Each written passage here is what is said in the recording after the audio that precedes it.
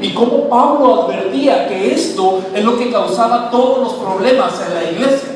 Si nosotros nos damos cuenta en las epístolas, vemos que Pablo habla de muchas cosas. Vemos que Pablo habla de problemas cotidianos en la vida del creyente, de los litigios entre los hermanos, de los pecados de índole sexual. Vemos que Pablo habla de varias de esas cosas, pero llega a una conclusión siempre: ¿por qué nosotros seguimos atados a esas cosas?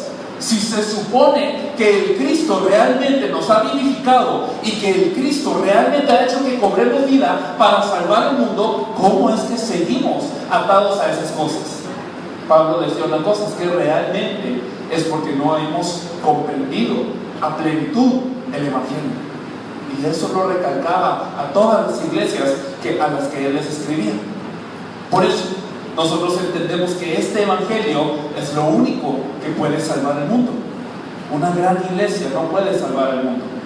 Yo vengo de un país que tiene iglesias enormes, y no es broma cuando les digo que es común ver iglesias de 10,000 personas, es común ver iglesias de más de 20,000 personas, y entendemos que incluso las iglesias más representativas de todo el mundo yacen en Corea. Yo les puedo contar de cómo es esa cultura en Corea, de muchas personas que se reúnen en un templo muy grande, pero que al final sus vidas no terminan cambiadas, aunque muchos evangelizan, aunque muchos leen la palabra, aunque muchos han recibido respuestas a la oración. Corea sigue sin ser salvo. Ni siquiera Seúl ha sido llena del Evangelio, y esto es con iglesias que son muy grandes. Hoy creo que es importante orar por México, y entendemos que México también está en una situación similar. Hay iglesias muy grandes, hay ministros que son muy destacantes, personas que son maestros de la palabra y que pueden explicarle profundidades recónditas de la Biblia, pero México sigue sin ser salvo. Yo he podido salir al campo desde llegar aquí. Hemos estado un poco más de 10 días aquí después de venir de Colombia, y hemos podido salir al campo un poco y nos hemos dado cuenta del estado de las personas mexicanas. Muchas personas se rehúsan a escuchar el Evangelio. Muchas personas incluso dicen: yo ya sé el Evangelio, yo ya conozco a Dios, yo ya conozco de Jesús. Pero cuando usted conversa un poco más con estas personas, se da cuenta de que no es así el caso. Se da cuenta usted de que muchas personas tienen un conocimiento muy superficial del Evangelio, y la mayoría de estos son cristianos. Esa es la realidad de la iglesia hoy en México. Así que, regresando a estas palabras que Jesús decía, él decía: todas estas palabras que os hablé, estando aún con vosotros, que era necesario que se cumpliese todo lo que está escrito de mí en la ley de Moisés, en los profetas y en los salmos. Entonces les abrió el entendimiento para que comprendiesen las escrituras. Y a mí siempre me pareció muy curioso esto, porque Jesús, hablándoles de él mismo, les abre las escrituras a los discípulos. Quiere decir que antes de esto, aunque los discípulos estaban en una situación en donde ellos habían crecido con la Biblia, ellos habían crecido escuchando y memorizándose los versículos de la Biblia en un contexto judío, en donde siempre ellos tenían que ir a la sinagoga y en donde la palabra de Dios era el eje de sus vidas. Aún así, ellos no habían entendido realmente las escrituras, porque aquí vemos que Jesús se las abre y allí entiende las escrituras.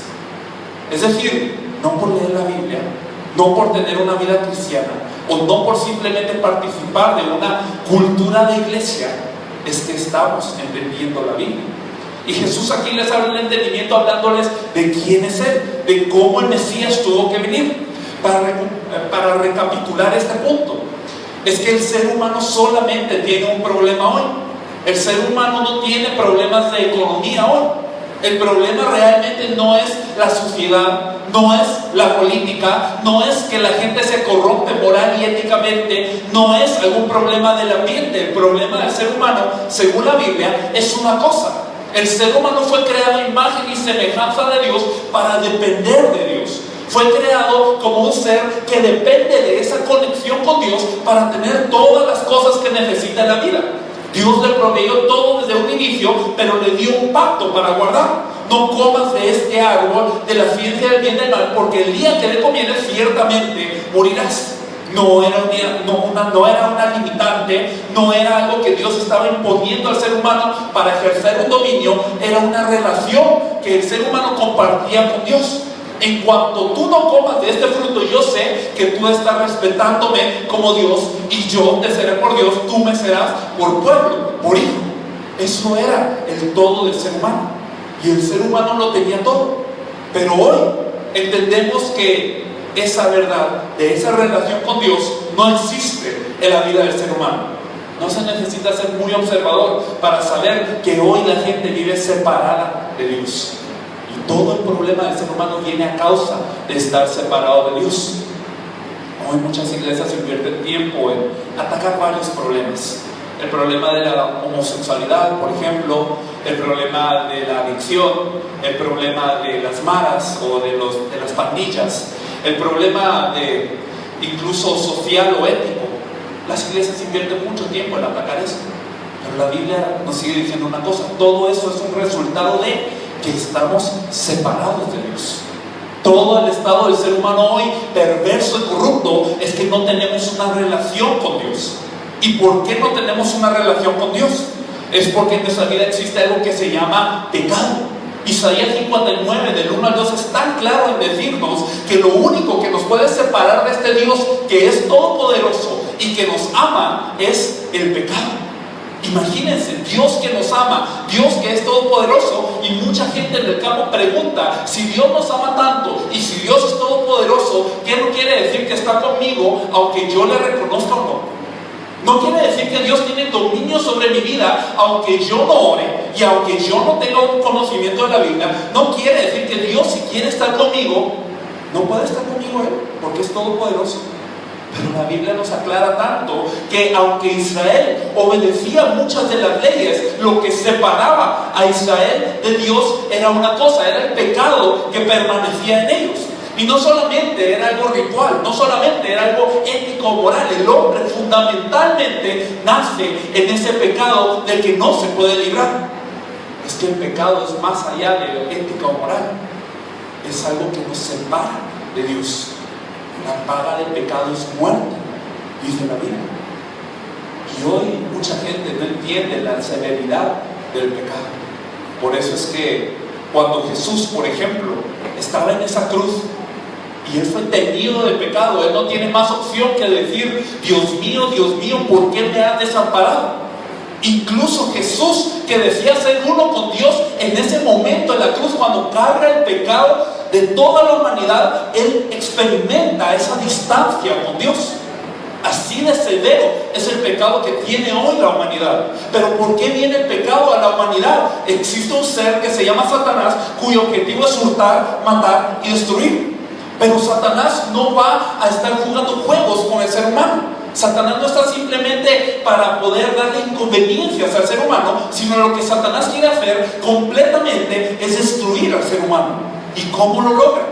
Haciendo que el ser humano se olvide del pacto. Haciendo que el ser humano niegue el pacto, aún sabiendo del pacto que no le parezca importante. Satanás ha jugado ese juego con toda la humanidad hasta el día de hoy. Entendemos que Satanás es responsable de por lo menos haber enviado a más de la mitad de toda la humanidad que ha existido hasta este punto al infierno. Ese es el adversario que tiene hoy la iglesia. Ese es el adversario con el que contendemos. Pero la iglesia tampoco se fija muy bien en esa existencia de Satanás. Y generalmente relegamos a Satanás como alguien que pues me da una enfermedad, alguien que causa un problema familiar, alguien que causa un problema en mi cotidianidad. Pero no solo es esto lo que hace Satanás. Satanás, utilizando todo lo que él puede hacer, él quiere una cosa: que el ser humano permanezca separado de Dios. Por eso es que hay tanto problema en cuanto a este punto. Satanás se disfraza como ángel de luz, hace que su obra no se note al ojo visible. Por eso estos tres problemas espirituales son los que nosotros podemos discernir que hay en la raza humana, y que todo problema proviene porque nosotros permanecemos en estos tres problemas. Y el asunto es que nosotros no podemos resolver este problema por nuestra cuenta. ¿O quién aquí puede vencer a Satanás? Nadie aquí puede vencer a Satanás. ¿Quién aquí puede derrotar el pecado? Nadie puede derrotar ese pecado. ¿Y quién aquí puede llegar a Dios con sus propias fuerzas? Nadie. El asunto es que el ser humano no se percata de que este es el problema. Para que yo pueda dar una respuesta correcta a la humanidad, tengo que entender la diagnosis y su severidad. Si un doctor no entiende la gravedad de una enfermedad, aunque él sea capaz de dar una medicina, realmente él no está entendiendo lo severo que es, y la medicina no es efectiva. Como pastores tenemos que entender, como predicadores y gente que va a cumplir la evangelización del mundo, tenemos que entender, esto es lo más grave que existe en todo el mundo. Por eso Dios nos tiene que dar la respuesta. No es mi religión, no es mi esfuerzo, no es algún conocimiento que yo pueda tener lo que me da la respuesta. La respuesta viene por medio de toda la Biblia, y toda la Biblia nos está aclarando la respuesta, que es el Mesías. Va a venir a esta tierra, y cuando este Mesías llegue a esta tierra, todo el problema se va a acabar. Y los israelitas sabían eso. Ellos podían discernir las más de 300 profecías de la Biblia que nos decían que el Mesías, cuando venga, va a resolver todo el problema. Por eso la mujer samaritana, cuando está hablando con Jesús, le dice unas palabras muy impresionantes. Le dice: Jesús, todo lo que tú me dijiste está bien, pero yo sé que cuando venga el Mesías, llamado el Cristo, Él nos declarará todas las cosas. Cuando venga el Mesías, cuando venga el Cristo, Él nos va a declarar todas las cosas así como son, y va a resolver todo el problema. Esto era la fe de las personas que anhelaban a ese Mesías. Es que el Mesías, el ungido, como se los hemos explicado antes, es el verdadero rey que va a destruir a Satanás, el verdadero sacerdote que completamente va a limpiar el pecado del ser humano, y el verdadero profeta que nos va a abrir un camino nuevo y vivo para encontrarnos con Dios. Jesús viene, pero Él no viene a hacer muchas cosas, Él viene a hacer esta obra. Por eso todo el ministerio de Jesús se enfoca en declarar que Él es el Mesías. Es que Jesús no sanaba las enfermedades de la gente solamente por ser una persona de compasión. Claro que Jesús se compadeció de muchas personas, pero Jesús no venía, Dios no se había encarnado y se había limitado en un cuerpo de hombre simplemente para sanar enfermedades.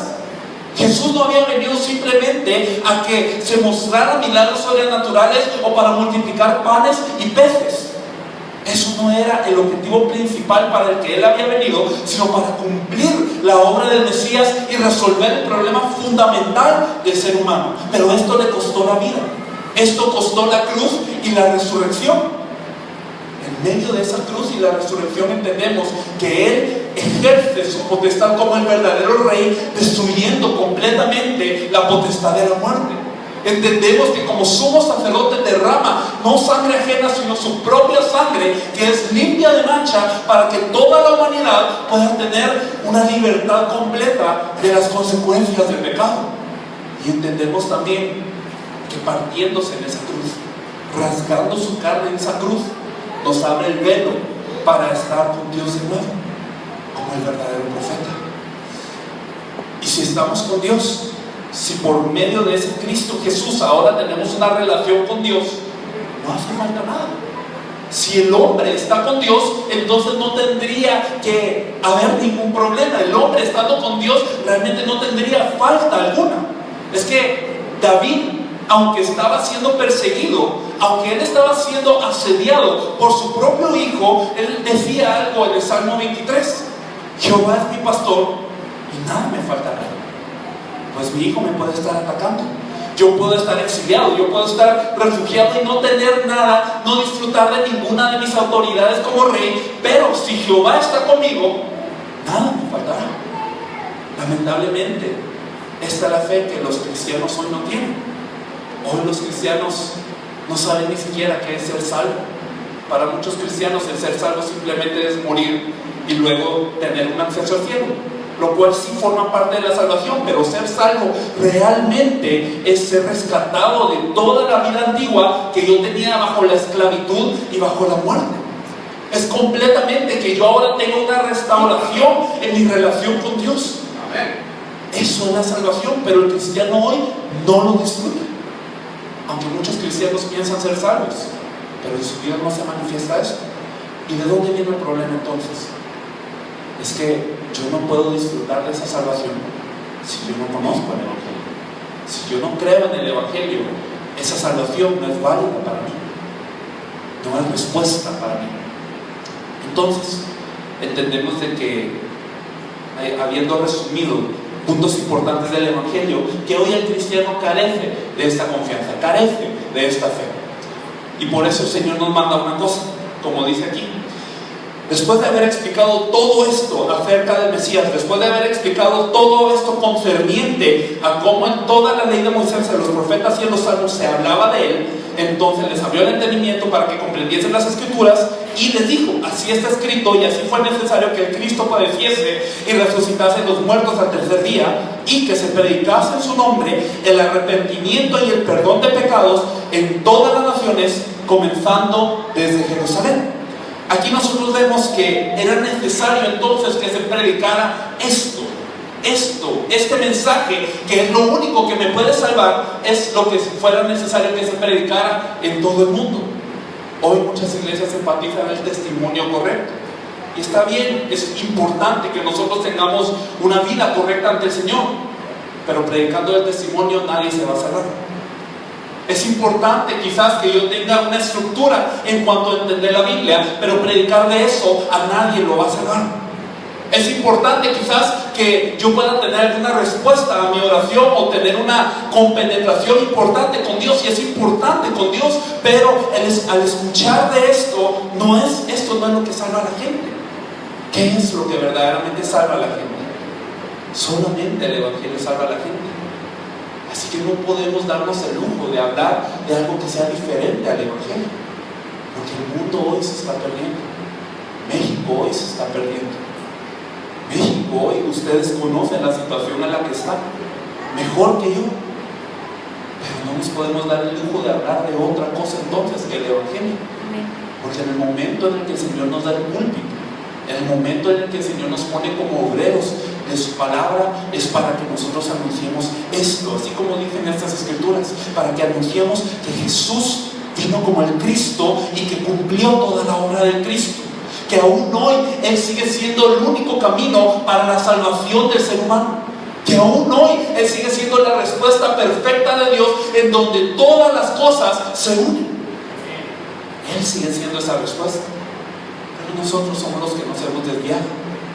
Mucha gente le parecía aburrido hablar del Cristo, o le parece repetitivo hablar del Cristo todos los días, o le pareciera como de alguna manera que ya conocemos al Cristo, que muchos cristianos dicen: yo ya conozco a Cristo.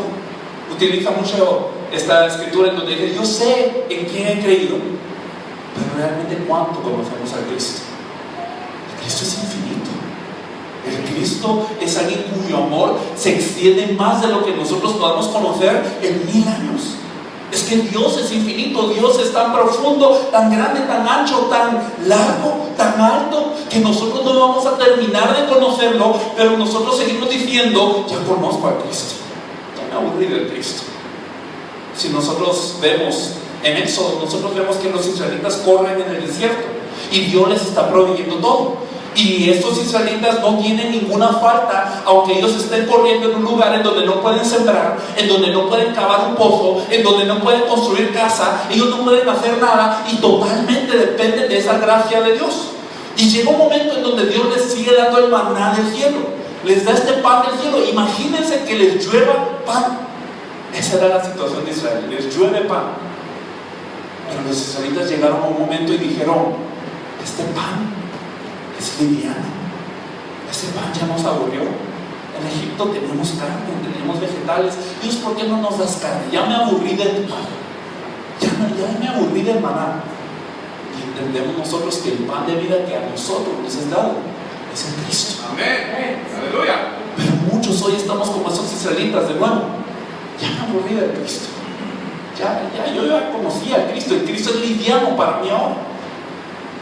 Y ese es el problema de la iglesia hoy, que aunque más o menos conoce a Cristo, aunque tiene cierto concepto del Cristo, realmente no se aferra a este Cristo.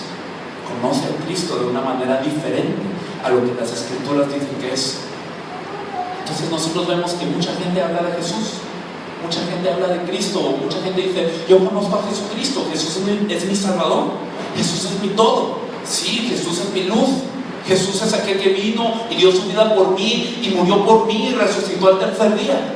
Y entonces yo entiendo que sí, ese Cristo es mi todo. Y usted hable con cualquier cristiano y generalmente va a responder palabras como estas, que aunque son correctas, usted entiende al escuchar las palabras de ellos que no es una verdad en su vida, que solamente es palabrería. Muchos de nosotros podemos estar así. Así que el Evangelio es lo único que me salva. El Evangelio es lo único que yo debería de estar predicando para salvar al mundo. Y por eso el Señor nos dice: y vosotros sois testigos de estas cosas. Si nosotros entendemos la Biblia, entendemos que cuando Jesús resucitó, Él pasó 40 días hablando con los discípulos en el monte de los olivos y les explicó el reino de Dios. Pero ¿por qué no les explicó acerca del automejoramiento? ¿Por qué no les habló acerca de las finanzas? ¿Por qué no les habló acerca del milagro? ¿Por qué no les habrá hablado acerca de cualquier otra cosa? Es que Jesús entendía algo importante. Estos discípulos iban a salvar a todo el mundo. Estos discípulos realmente eran los que se iban a encargar de llenar a todo el mundo y de cumplir la voluntad de Dios. Y lo único con lo que lo podían hacer era con este misterio del Evangelio del reino de Dios. Por eso es que Él le seguía compartiendo 40 días esto. 40 días. Esto es lo que Jesús habló en sus últimos momentos al estar con nosotros. Eso es algo que vale la pena pensar. Entonces, si nosotros tenemos que creer el Evangelio y compartir el Evangelio para que todas las personas se salven, entendemos de que hay una forma que el Señor nos ha dejado. Y esta forma que el Señor nos ha dejado la hemos hablado quizás un poco levemente con ustedes. Pero si me acompañan a Mateo 10, es esto que nosotros podemos ver en la Biblia.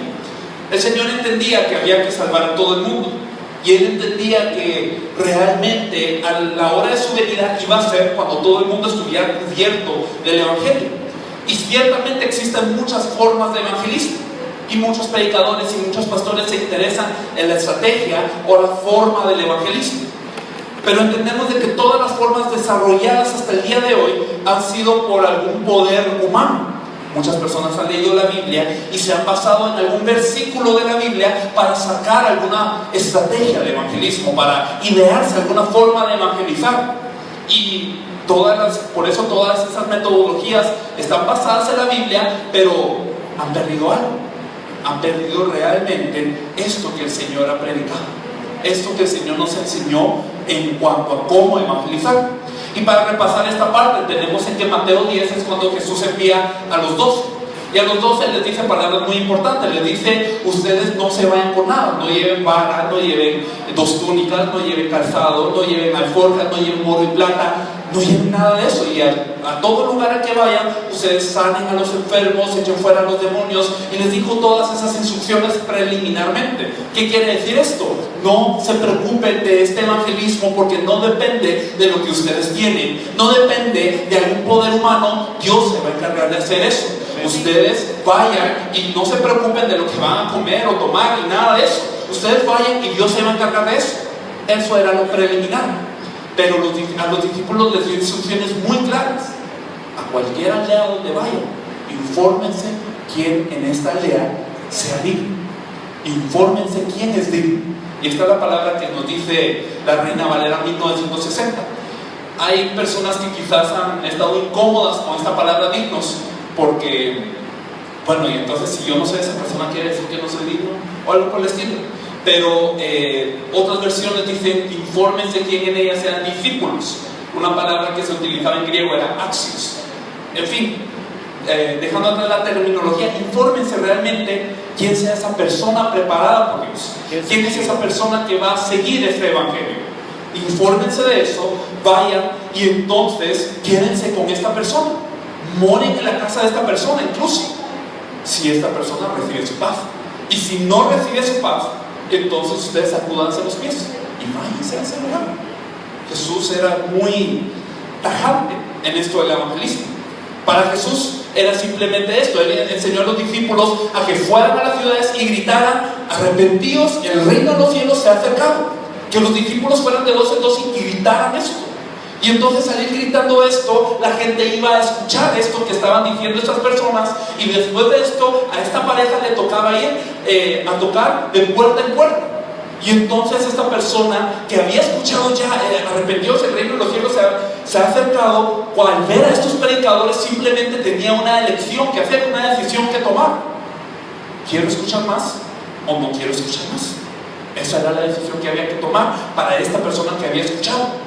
Y Jesús les decía, si esta persona recibe su paz, si esta persona recibe su saludo, en otras palabras, quédense con esa persona, moren con esa persona, háganle el reino de Dios. Pero si no le recibe, si dice que no quiere, sacúdense los pies y váyanse. Eso era el evangelismo que Jesús enseñó y que Jesús mismo empleó. Si nosotros nos acordamos de cómo Él llama a los discípulos, Él no les dio una gran explicación. Él nos extendió mucho tiempo hablándoles del reino de Dios. Si nosotros vemos cómo Él llama a Simón Pedro, por ejemplo, simplemente viene y le dice, venid en pos de mí, y yo os haré pescadores de hombres. Y de repente ellos dejan la red, ellos dejan el barco, y en el caso de los hijos de Zebedeo, dejan hasta a su padre y lo vienen a seguir, simplemente porque el Señor les había dicho, sigan. Es que el Señor entendía que el evangelismo está en las manos de Dios. El evangelismo no se trata de convencer, el evangelio no se trata de argumentar, el evangelismo no se trata de que a fuerzas yo me voy a traer a esta persona. El evangelismo se trata, voy a buscar a la persona preparada por Dios para recibir el evangelio. Amén. Eso es el evangelismo. Y esto es lo que Jesús enseñaba y lo que hacía, y esta es la forma que puede salvar el mundo. Porque ciertamente yo no voy a terminar convenciendo a todo el mundo.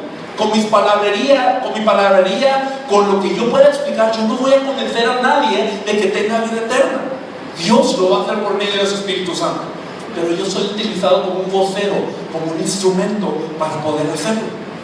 El asunto con muchas formas de evangelismo, por ejemplo, es que se enfocan tanto en que una persona venga a la iglesia, en que una persona acuda a la iglesia y que se quede en la iglesia, con el afán de que ellos estando en la iglesia y escuchando más y percibiendo más de la palabra, algún día les amanezca esto que el Señor ha preparado para ellos. Ese es el afán y una buena intención que tienen los pastores.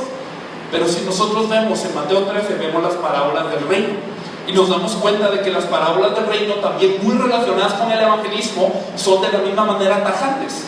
Y explícitamente la parábola del sembrador habla de 4 tipos de tierra.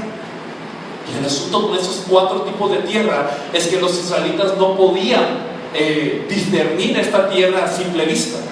El sembrador lo que hacía no era ver quién era la tierra buena o cuál era la tierra buena y solo echaba semillas ahí. No, los israelitas viven en un campo que es desértico, y como es desértico es muy difícil discernir los tipos de tierra. No pueden ellos arar la tierra, no podían ellos fertilizar la tierra de la manera que hoy nosotros pensamos. Para los sembradores israelitas era simplemente pareció ir a rociar la semilla, y en donde crecía. Por eso es que el Señor compara estos 4 campos: la tierra que está al lado del camino, la que es pedregal, la que es espino y la que es tierra buena. Y Él dice, en 4 tipos de campos puede caer la palabra, y en 3 de estos campos no va a producir fruto. Solo en 1 de estos campos va a producir fruto, al 30, al 60, al 100 por 1. El asunto del evangelismo que se ha practicado cotidianamente es que se ignora este principio, y entonces hemos intentado convertir a las personas, que si les tratamos bien, que si los vamos a visitar en la casa, que si les compartimos más suave, que si les desglosamos un poco más la palabra, ellos van a entender. Pero el Señor no decía eso. El Señor decía es que va a haber gente que reciba la palabra con gozo, va a escuchar, va a entender y va a dar fruto. Pero generalmente se ha ignorado esto. ¿Por qué? Porque el afán ha sido el de mantener a la gente en la iglesia, el de aumentar un número de congregantes. Pero si realmente hemos de salvar el mundo, tenemos que entender que hay gente preparada por Dios que nos va a ayudar a salvar el mundo. En sus iglesias va a haber gente que al recibir la palabra del evangelio de la Biblia va a despertar, gente que uno nunca imaginaba que iba a despertar, gente que uno pensaba, bueno, yo no sé qué él hace aquí, pero el Señor lo trajo. Gente así va a reaccionar al evangelio, y estas personas se van a activar y van a salvar a las regiones. Estas personas son la tierra buena. ¿No nos hemos dado cuenta muchas veces que cuando intentamos compartir con algunas personas es muy difícil? Por más que uno les dice, tienes que regresar a la palabra de Dios, mira que Dios tiene un plan para ti, mira que tienes que regresar a sus sendas, realmente esta persona no reacciona y no viene, y toda la vida se la pasa igual. Pero hay personas que uno le habla una vez y realmente les viene. Hay personas que ni siquiera uno los va a buscar, ellos vienen y ellos hablan, y usted simplemente les habla el evangelio y ellos cobran toda la vida con ese evangelio, y entonces van y salvan a su campo. Hay gente así. Es que este es el principio que Dios nos explica acerca del evangelismo. El principio es que hay dignos, es que hay gente preparada por Dios, hijos de paz, discípulos dignos, como le quieran denominar, pero realmente hay gente preparada por Dios para recibir el evangelio, para salvar a México. Gloria a Dios. Ahora bien, los hay en sus iglesias, pero también los hay en toda México. ¿Cuál es el asunto? Que nadie los va a buscar. El asunto es que nadie va y nadie predica el evangelio a estas personas. Como les contaba, nosotros no hemos salido al campo de México por tanto tiempo, pero hablándoles de nuestra experiencia, nos hemos encontrado con todo tipo de gente. Nos hemos encontrado mayormente con católicos que son receptivos a la palabra, que nos dicen, ay, es que si obedecen los 10 mandamientos, eso ya es todo. Y les hemos explicado, no, mire, la Biblia dice que realmente los fariseos obedecían esto, pero se negaron a creer en que Jesús era el Cristo. Ellos se negaron a esto y por eso Jesús los condenó. Pero si usted cree que Jesús es el Cristo, usted puede tener vida en su nombre. Y ellos son los que han reaccionado. Ellos son los que han dicho, así, déjeme, yo quiero averiguar un poco más de esto. El asunto es que hay tanta gente en México que se está perdiendo. Tanta gente que puede estar preparada por Dios en este momento, pero la gente no los va a buscar. O más exactamente, las iglesias no los van a buscar. La iglesia fue dejada aquí en esta tierra por un propósito. Fue dejada aquí en esta tierra para que nosotros podamos ser sal y luz. Pero usted no pone una lámpara debajo de la mesa. Usted, si tiene sal y esa sal ya no es salada, ya no le sirve esa sal. Si esa es la condición de la iglesia hoy, entonces hay algo que tenemos que restaurar, hay algo en lo que tenemos que pensar profundamente, y hay algo que tenemos que presentar ante el Señor. ¿Por qué mi iglesia no evangeliza? ¿Por qué yo no evangelizo? ¿Por qué? Si la iglesia primitiva incluso arriesgaba su vida para evangelizar, porque este era el mandato de Dios, entonces ¿por qué hoy la iglesia se encuentra tan reacia a hacerlo? Y no es que no haya iglesias que no salgan al campo. Hay muchas iglesias que salen, pero cuando ellos transmiten, entonces simplemente se entregar un folleto o hablar con una persona de que se arrepienta, o simplemente hablar de algo formulaico, pero no transmite vida. Y no es que quiera decir esto en ánimo de crítica, sino en pensar cómo se va a salvar México. Si seguimos al mismo paso que estamos siguiendo ahora, ¿se podrá salvar México? ¿O cuándo se salvará México? Si seguimos el mismo paso. Y esa es una pregunta que siempre cala en mi corazón. Si seguimos este paso, ¿cómo se puede salvar el mundo? Si seguimos este paso, ¿cuándo el Señor va a venir? Por eso el Señor nos deja esas instrucciones tan claras, porque es necesario que nosotros nos restauremos en ellas. Así que encontrar el digno, identificar el digno. ¿Cómo se identifica el digno? ¿Cómo usted sabe quién es digno o no? Porque ellos no lo tienen escrito en la frente. No es fácil identificarlo, porque hay gente que uno piensa, este sí va a recibir, este se ve como que tiene un corazón manso, y usted va y nada. Y usted se encuentra con una persona que tiene todos los tatuajes y que está fumando, y entonces usted se acerca y esta persona le dice, sí, yo soy cristiano, pero estoy fumando. Y entonces esta persona empieza a escuchar el evangelio y lo recibe con tanto gozo que realmente quiere que se le hable más. Y uno no puede ser juez de eso. Si por eso el Señor dice, rocíe la semilla. ¿Y cómo usted va a saber quién es la tierra buena? Esta persona va a reaccionar al evangelio. Esta persona, como si hubiera estado esperando toda su vida, va a decir, sí, yo quiero eso, sí, por favor hábleme, sí, yo quiero escuchar de Cristo, a ver, esto me interesa. Eso es lo que va a identificar el digno. Y quizás algunas personas sean más efusivas que otras son más calladas, pero definitivamente el Señor va a indicar quién es ese digno. Ahora bien, al haber identificado este digno, habiendo rociado la semilla, ¿qué se hace con este digno? Porque generalmente muchas iglesias, cuando salen a evangelizar, este es el sistema, o por lo menos lo que yo he podido vivir de otros sistemas, ha sido: usted sale al campo, usted da un folleto, esta persona lo lee, ok, yo quiero escuchar más, y usted le comparte brevemente el evangelio, y entonces le dice: por favor, cierre sus ojos, juntemos nuestras manos, vamos a orar, Señor, yo te acepto, Señor, yo me arrepiento, tú eres el salvador de mi vida. Y entonces, muy bien, ahora venga a la iglesia, o bueno, ahora usted es algo, váyase. Generalmente eso es lo que se hace con el evangelismo de muchas iglesias. Pero, ¿qué es lo que nos indica el Señor? Si me acompañan por favor a Colosenses capítulo 4. Colosenses capítulo 4. Vamos a ver el versículo 2 y 3. Colosenses 4, 2 y 3. Dice de esta manera: perseverad en la oración, velando en ella con acción de gracias, orando también al mismo tiempo por nosotros, para que el Señor nos abra puerta para la palabra, a fin de dar a conocer el misterio de Cristo, por el cual también estoy preso. Aquí Pablo pedía una oración muy específica, él estando en la cárcel. Y a pesar de que él estaba en la cárcel, él no oraba para que se le rescatara, para que él pudiera salir de la cárcel, sino él oraba a la iglesia y les decía: por favor oren, porque yo quiero una cosa, quiero que el Señor nos abra puerta para la palabra.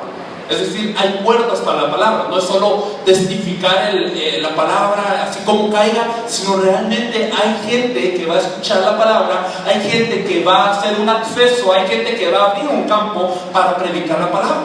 Así que oren para que se abra puerta para la palabra, a fin de dar a conocer el misterio de Cristo, por el cual yo estoy preso. Entonces, cuando se predica la palabra, cuando se abre una puerta para la palabra, cuando se encuentra a un digno, Pablo decía: hay que darle a conocer el misterio de Cristo. Y regresando en nuestra mente a Lucas 24, ustedes se dan cuenta de que Jesús, después de resucitar, ¿qué es lo que hizo con los discípulos? Ahora vayan, ustedes ya saben el evangelio, ahora ustedes han visto que yo he resucitado, vayan y cuenten. No, ¿qué hizo Jesús? Se detuvo con ellos 40 días y empezó a explicarles del reino de Dios una a una.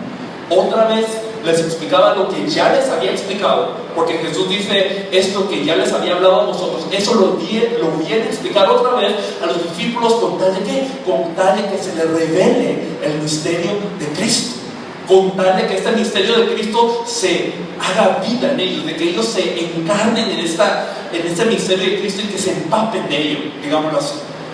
Entonces, cuando nosotros identificamos a un digno, entendemos una cosa: esta persona no va a decir simplemente: muy bien, muchas gracias. No, esta persona va a decir: yo quiero saber más de esto, yo necesito más de Cristo, yo necesito conocer más, yo necesito nutrirme del Cristo, yo necesito realmente comerme todo esto, yo necesito el evangelio día a día.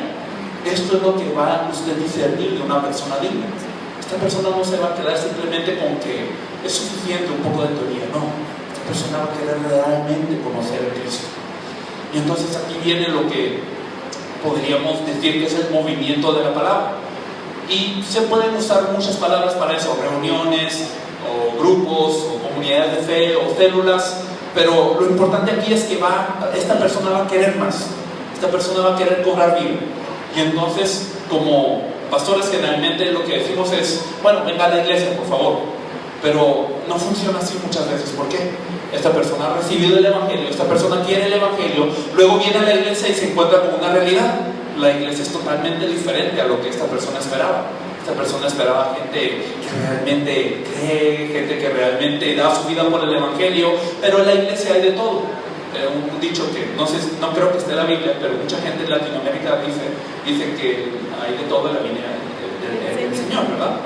Pero entonces esta persona llega a la iglesia y se encuentra con una iglesia que realmente va en diferentes tiempos, cada quien va en un diferente tiempo del Señor, y esa persona dice: no, pero esto no es lo que se hacía en la iglesia primitiva. Si nos damos cuenta en la iglesia primitiva, Pablo lo que hacía al identificar a un digno era como lo dijo el Señor: moraba en la casa de ellos y les compartía el evangelio más profundamente. Si nos damos cuenta, por ejemplo, en Hechos 16 nos damos cuenta de que hay una Lidia, vendedora de púrpura, que ella estaba tan interesada en este evangelio que predicó Pablo, que vino Lidia y dijo: realmente te voy a obligar a que mores en mi casa. Así le dijo a Pablo, realmente por favor quédate en mi casa si me has considerado digna del Señor. Y Pablo se queda con ella, habla con ella y con su esposo, con su familia, empieza a hablar el evangelio hasta tal profundidad que en torno a ella se funda el carcelero que luego es salvo, y en torno a ella se funda la iglesia de Filipo. Esto es lo que nosotros vemos en la Biblia.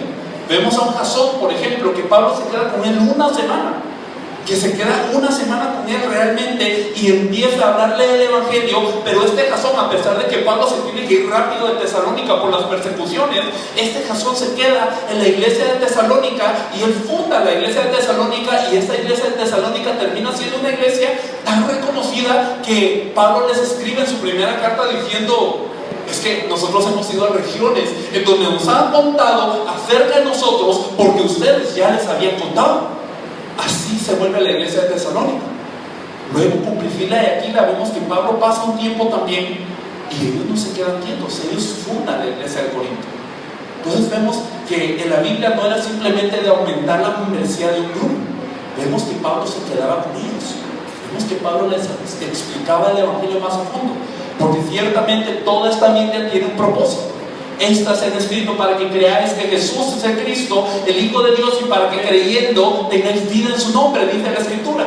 Toda la Escritura entonces de una manera u otra nos va a revelar al Cristo, nos va a indicar al Cristo, y eso es lo que necesita la persona que ha acabado de conocer el Evangelio.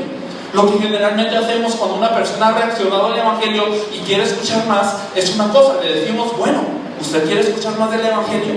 Díganos qué lugar le conviene. Si le conviene su casa, si le conviene que lo vayamos a visitar a la hora del almuerzo en su trabajo, como usted pueda. Si usted nos dice a las 12 de la noche, nosotros vamos a las 12 de la noche. Si usted me dice que a las 4 de la mañana, me va a costar mucho, pero voy. Porque esta es un alma que está cobrando vida. Amén.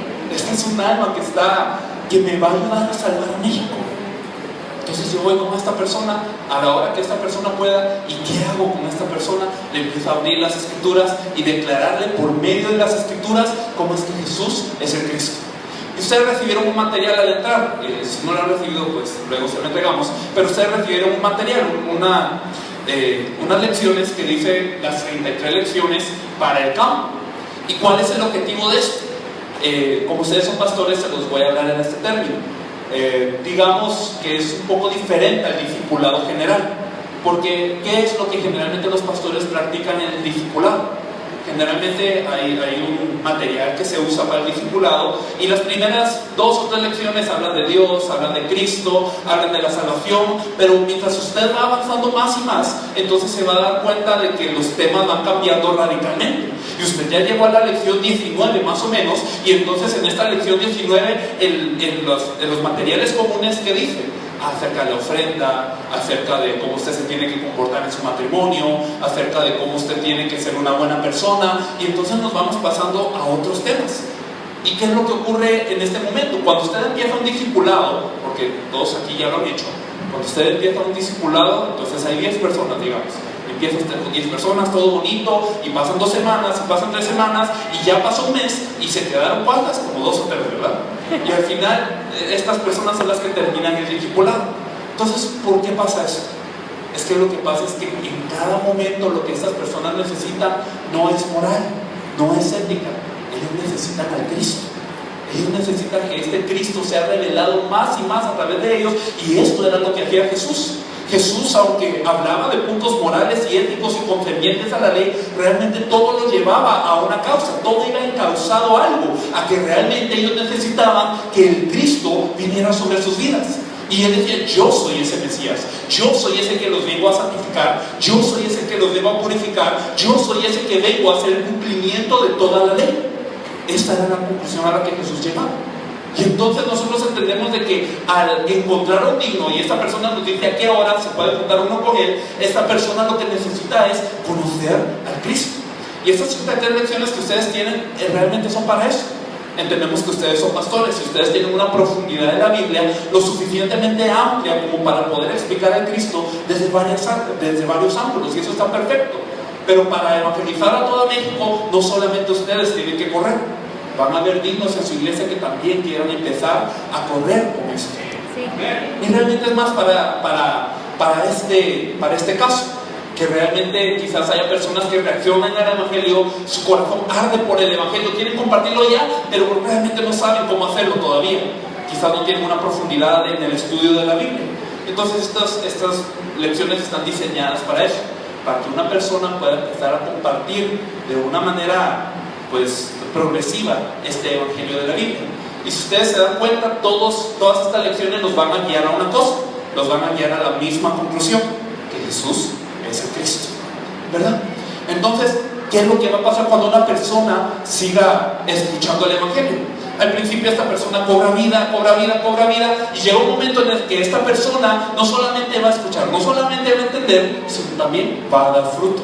Y esta persona cuando se percata de la magnitud del Evangelio, va a decir: ok, si este Evangelio es tan grande, entonces yo no me lo puedo quedar solo. ¿Qué va a pasar con mi familia? ¿Qué va a pasar con mis amigos? ¿Qué va a pasar con mis conocidos? Y esta persona va a tener una respuesta contundente para compartirle a los demás. Y esta persona puede preguntar: ¿está bien si traigo a mi hermano? ¿Está bien si viene mi esposa? ¿Está bien si viene mi cuñado? ¿Está bien si mi jefe de trabajo viene aquí a este lugar? Y entonces esta reunión no va a ser solamente un lugar en donde usted va a compartir el Evangelio con una persona, sino va a ser también un campo de evangelismo. Va a ser un momento en donde esta persona empiece a dar fruto. Y algo curioso que pasa es que esta persona luego viene creciendo más y más y más. La persona con la que usted empezó viene creciendo más y más y más, y se va a ir dando cuenta de todas estas minucias del Evangelio y va a ir creyendo en el Evangelio. Y cuando vienen añadiéndose más personas, va a llegar un momento en donde esta persona va a poder encargarse de cubrir a estas personas, va a poder encargarse de salvar a estas personas con el Evangelio. Amén. Digamos, poder utilizar este material como referencia. Y luego de esto, entonces estas personas van a ir compartiendo más y más y más. Y entonces solo de esa manera nosotros podemos cubrir una región. Solo de esa manera se puede salvar una región.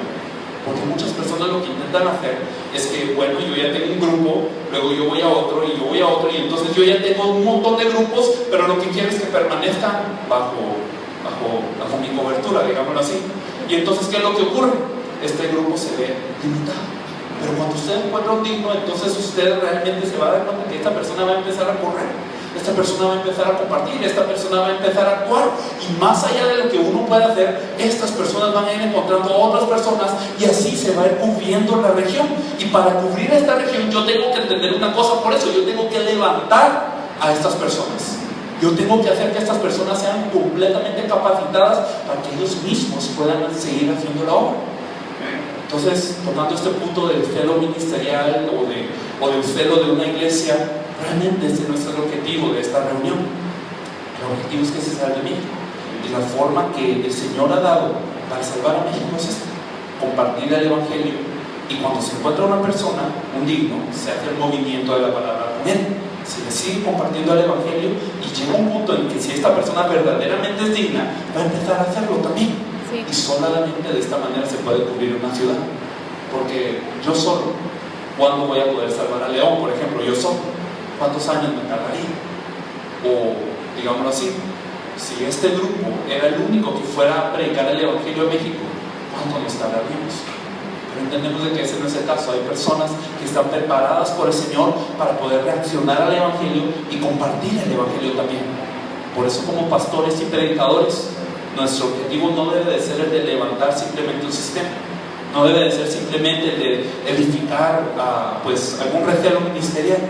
Debe de ser el levantar a otras personas que puedan ser halladas dignas.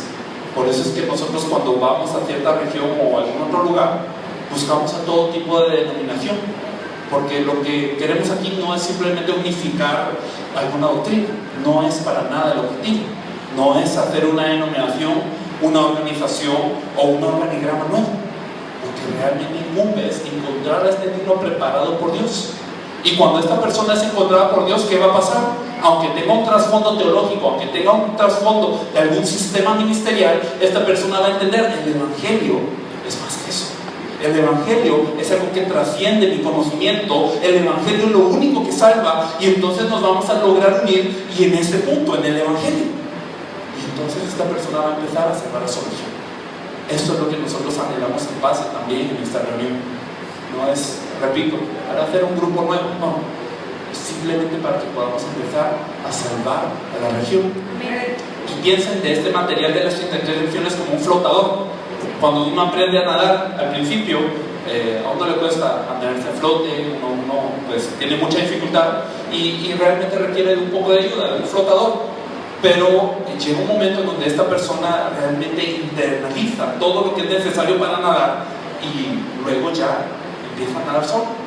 Nosotros anhelamos que llegue un punto en donde las personas dignas, con el Evangelio de la Biblia, con esta Biblia misma, puedan empezar a declarar que Jesús es el Cristo. Así que estas 33 lecciones son una ayuda organizada, digámoslo, para aquellas personas que quieren iniciar en sus iglesias. Y si a ustedes les puede servir, pues está muy bueno.